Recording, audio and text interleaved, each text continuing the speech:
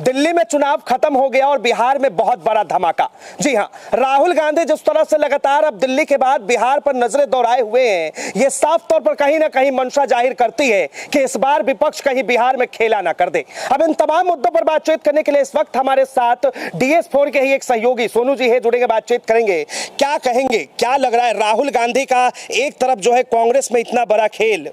आम आदमी पार्टी के साथ, अब जो है बिहार में विपक्ष की खेला करने की तैयारी। हाँ बिल्कुल, देखिए विनायक जी, सबसे बड़ी बात तो यह है कि दिल्ली के अंदर जिस तरीके से हमने देखा कि भारतीय जनता पार्टी लगभग 48 सीटें लेकर के आई और अपनी सरकार बनाई, और ये 48 सीटें जो आई है, इसमें कहीं ना कहीं देखा जाए तो आम आदमी पार्टी की जो एंटी इनकम्बेंसी जो देखने को मिली है, और जिस तरीके से कांग्रेस पार्टी ने जो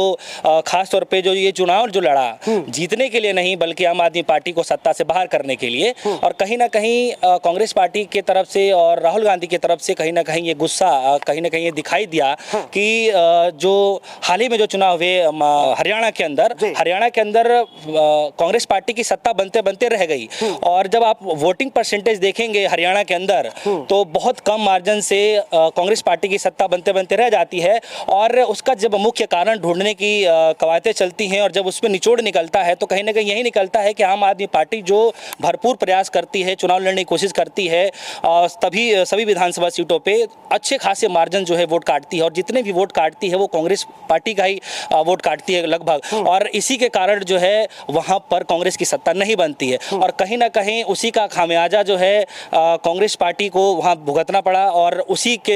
का जो है बदला लेने के लिए कहीं ना कहीं कांग्रेस पार्टी ने दिल्ली में भरसक प्रयास किया। हालांकि ये हो सकता था कि आम आदमी पार्टी का मुखिया और जो है, या कह लीजिए इंडिया अलायंस, आम आदमी पार्टी का मुखिया जो अरविंद केजरीवाल जी हैं और राहुल गांधी जिस तरीके से हैं, ये दोनों लोग अगर आपस में मिलकर अगर चाहते तो जो अगर गठबंधन की बात हो रही थी हरियाणा के अंदर में, तो हरियाणा भी जो है कांग्रेस जीत जाती। जो बात दिल्ली के अंदर चल रही थी वो आम आदमी पार्टी जीत जाती। लेकिन शुरुआत जो है कहीं ना कहीं से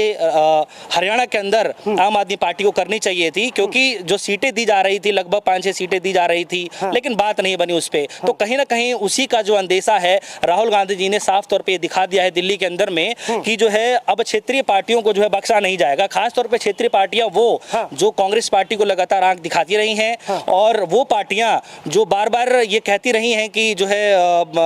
कभी इस दल में रहते हैं, कभी उस दल में रहते हैं, आंख दिखाने की जो बार बार कोशिश, खास तौर पर जो है नीतीश कुमार को लेकर ये निशाना साधा गया है। बिल्कुल, अब देखिए किस तरीके से मैं बता सकता हूं कि दिल्ली के अंदर जो चुनावी रणनीतियां देखने को मिली है, जो नतीजे सामने आए हैं 8 फरवरी को, जो नतीजे सामने आए हैं जिसमें आम आदमी पार्टी के मुखिया समेत तमाम जो उनका मंत्री पद था और जितने भी लोग थे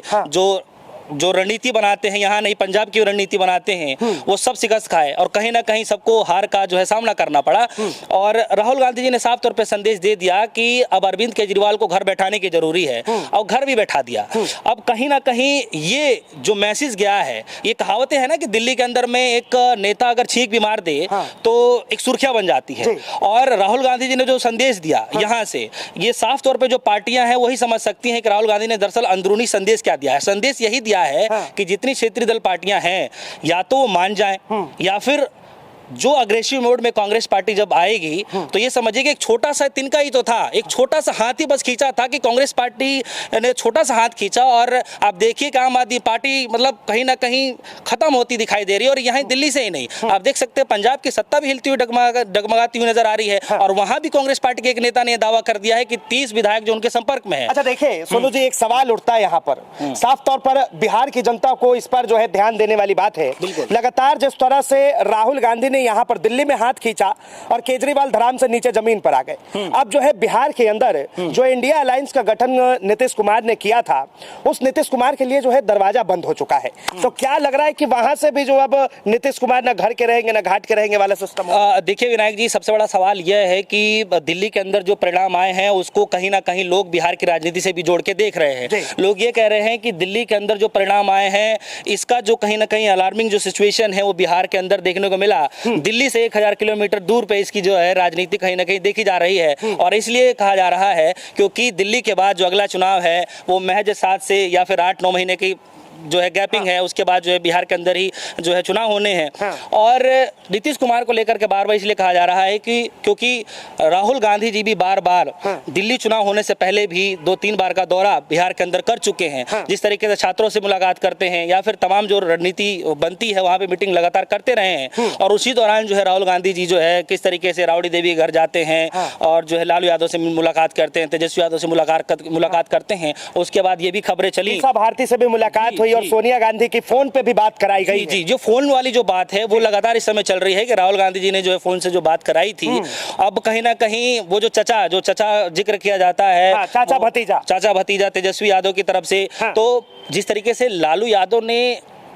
दरवाजा खोला, अपना बाहें खोला कि भैया आ जाइए, फिर से हम आपका स्वागत कर देंगे, लेकिन तेजस्वी यादव ने कहीं ना कहीं नाराजगी जाहिर करी और ये बताया कि जो है अब नो एंट्री होनी चाहिए। और जिस तरीके से राहुल गांधी जाते हैं तो ये स्पष्ट हो जाता है कि पहले तो लालू यादव को मना लिया गया और फिर तेजस्वी यादव ने ना कर दिया, नो एंट्री हो गई। अब पीछे से जो सपोर्ट मिला है वो राहुल गांधी जी का मिला है। और राहुल गांधी जी का मैं इसलिए बार बार जिक्र कर रहा हूं क्योंकि दिल्ली के अंदर जो हुआ है, यकीनन ये मिसाल के तौर पर देखा जा रहा है कि जितने भी क्षेत्रीय दल की जो पार्टियां हैं उनके लिए कड़ा संदेश है कि कांग्रेस पार्टी जो है अब कॉम्प्रोमाइज नहीं करने वाली है। या तो कॉम्प्रोमाइज करना होगा तो कुछ चीजें उसकी लिमिटेशन बनाई जाएंगी, उस पे या तो काम किया जाएगा। कह रहे हैं कि प्रधानमंत्री जिन्हें शहजादे कहते वो शहजादे अब बिहार में एनडीए का खेल बिगाड़ने वाले। बिल्कुल बिल्कुल एनडीए का खेल बिगाड़ेंगे। और राहुल गांधी जी जो है अब 2-3 बार का दौरा कर चुके हैं और मुझे लगता है कि इस दौरे के बाद और ये जो खबरें चल रही हैं कि तेजस्वी यादव की एंट्री बैन हो गई है, अब एक होता परमानेंट बैन और एक होता है कि भाई कभी भी आ जा सकते हैं। और इसी का नतीजा आप देख सकते हैं कि वोट किसी को भी कोई दे देता है, किसी पार्टी को दे देता है, लेकिन सत्ता में चचा जी बैठे रहते हैं। तो सवाल ये है कि इस बार ऐसा नहीं होगा। इस बार का जो वोट है जो सोच समझ के जनता देगी। मतलब आप कह रहे हैं कि इस बार जो है बिहार की जनता अपना लोटा लुढ़काने वाली नहीं है, लोटा को एक ही जगह बिठा के रखे। बिल्कुल। और ये कहीं ना कहीं ये संदेशा साफ होता दिखाई दे रहा है कि अब इंडिया गठबंधन में नीतीश कुमार जी की एंट्री शायद नहीं हो पाएगी। और इसीलिए जो है आप देख सकते हैं कि कोई एक सभा में गए थे नीतीश कुमार जी और जनता को संबोधित करते करते जब जाने का समय आया तो उनको अचानक से याद आया कि अरे काम की बातें तो रही गया, जो बोलने के लिए मैं आया था। फिर वो बोलते हैं कि जो है जो भी कुछ किया धराया था हम लोगों ने किया है, हम लोगों की वजह से ही सब कुछ इस तरीके से हुआ है। और उनको जब भी नो एंट्री का जब देखते हैं नो एंट्री लग गई है, उनको सन 2005 से पुरानी वाली राजनीति आ जाती है। कैसे स्वर्गीय अटल बिहारी जी के साथ में, अटल बिहारी वाजपेयी जी के साथ में हमने सरकार बनाई, कैसे मंत्री मिला और किस तरीके से जो है वो सत्ता में आए, तमाम उन पुराने जगहों का जो है इस्तेमाल करने लग जाते हैं, बताने लग जाते हैं। यानी कि इस बार भी यह स्पष्ट हो गया है कि कहीं ना कहीं से उनको भी ये कहीं ना कहीं हाथ मिल गई है कि जो है अब जा नहीं सकते उधर। जितनी बाहें फैलानी थी लालू यादव ने, तेजस्वी यादव ने बार बार चचा चचा कह के हाथे बाहें फैला ली, वो खोलते गए और ये बंद करते गए। और कहीं ना कहीं आप देख सकते हैं बड़ी खबर तो ये भी आ रही है कि राहुल गांधी के इस चाल से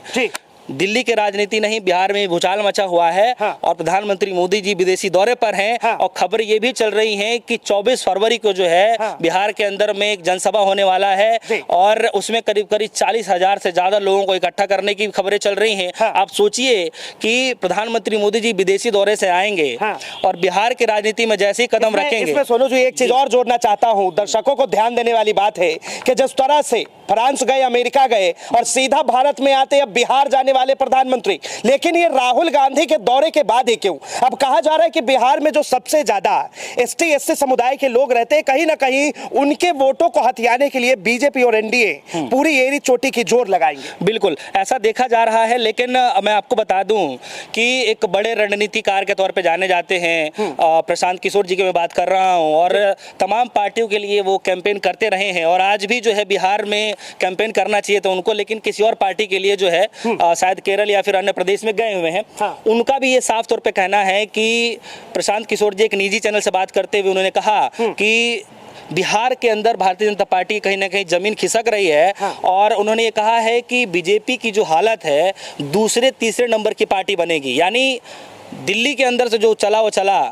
लेकिन बिहार के अंदर आप देख सकते हैं कि बिहार की राजनीति अलग है। इसमें कई एंगल से देखा जा सकता है। उन्होंने एग्जाम्पल देकर के कहा कि जैसे उपचुनाव हुए, इस तरीके से तमाम और भी चुनाव हुए जिसमें भारतीय जनता पार्टी का जो प्रदर्शन है बहुत खराब देखने को मिला है। तो एक तरफ आप देख सकते हैं कि इस तरीके से ये बड़े रणनीतिकार जो कहे जाते हैं उन्होंने ये साफ कर दिया है। और तो और ये सब छोड़िए, दिल्ली चुनाव का परिणाम आने के बाद लालू प्रसाद यादव ने पहला प्रतिक्रिया दिया और ये कहते हुए कहा कि उनके रहते हुए बिहार के अंदर बीजेपी की सरकार कभी नहीं बन सकती। और ये मैसेज स्पष्ट हो जाता है कि राहुल गांधी जी लालू यादव जी पूरी तैयारियों में हैं। और ये जोश, ये जज्बा सिर्फ राहुल गांधी जी की वजह से ही दिखाई दे रहा है, क्योंकि सबको पता है कि राहुल गांधी जी इस बार इंडिया गठबंधन के साथ वहां चुनाव लड़ेंगे, लेकिन जो सहयोगी पार्टी है वो लालू यादव की पार्टी है। और लालू यादव के साथ मिलकर फिर वहां लालू जो है कांग्रेस पार्टी के जो एक तरीके से मुखिया कह लीजिए, जिन पर भारी कमान है, मैं राहुल गांधी की बात कर रहा हूं। राहुल गांधी जी वहां पे जाकर के फिर दिल्ली वाला खेला करने की तैयारी में है। और हो सकता है ऐसा हो, और कहीं ना कहीं इसकी सुगवाहट आप इस बात से अंदाजा लगा सकते हैं कि जो लोग बता रहे हैं अभी तो बहुत समय है, बहुत वक्त है, तो 7-8 महीने तो सर चुनावी तैयारियों की रणनीति बनाने में निकल जाते हैं। और इसी की वजह से तो मोदी जी जैसे ही विदेश से आएंगे अपने देश के अंदर में सबसे पहले बिहार का दौरा करना है। बहुत बहुत धन्यवाद तमाम जानकारी के लिए। तो देखिए किस तरह से जो है अब मोदी जी की भी सांसें बिहार में अटकी हुई है, और साफ तौर पर राहुल गांधी और कांग्रेस पार्टी जिस तरह से अपना अच्छा परफॉर्म कर रही है, दिल्ली के चुनाव में देखा गया, हरियाणा के चुनाव में देखा गया, अब इससे जो है कई ऐसी क्षेत्रीय पार्टियों की सांसें अटकी हुई है। और लगातार कहा जा रहा है कि अगर बिहार में लालू और कांग्रेस दोनों एक साथ चुनाव लड़ते हैं तो जरूर बहुत कुछ बड़ा खेला होने वाला है।